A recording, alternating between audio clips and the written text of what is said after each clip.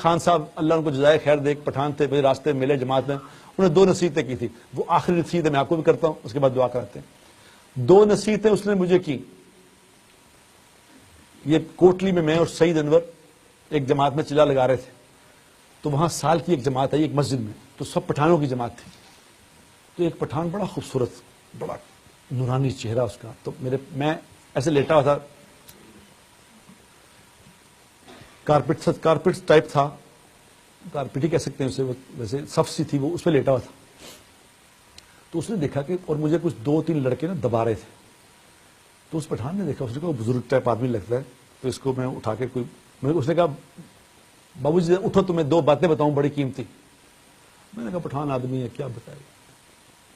ہم کیا سمجھتے تھے پٹھانوں کو، انہوں نے کہا اس نے کیا بتانا ہے، تو میں نے کہا یار لیٹے لیٹے بتاؤ یار تم کیا بتانا ہے، تو اس کو بھی اس نے کہا، اس کو سمجھ گیا کہ یہ ذرا دماغی طور پہ اتنا ٹھیک نہیں ہے، اس نے کہا کہ بابو صاحب ایک بات تو یہ ہے کہ کبھی تھوڑے سے مزے کے لیے گناہ نہ کرنا،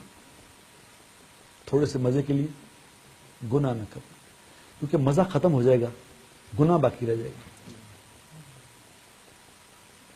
میں نے جب اس کی یہ بات سنی، میں اٹھ کے بیٹھ گیا ایک دم،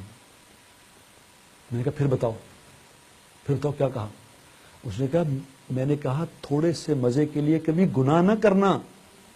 مزہ ختم ہو جائے گا، گناہ تمہارے ساتھ چلے گا، تمہارے ساتھ چلے گا، مزہ تو کتنی دیر میں، گناہ کا مزہ کتنی دیر چلے گا،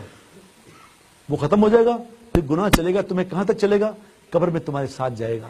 حشر میں تمہارے ساتھ کھڑا ہوگا، جہنم میں چھوڑ کے آئے گا وہ مزہ۔ میں نے کہا دوسری بات بتاؤ؟ اس نے کہا بابو صاحب دوسری بات یہ ہے کہ کبھی تھوڑی سی مشقت کے خوف سے،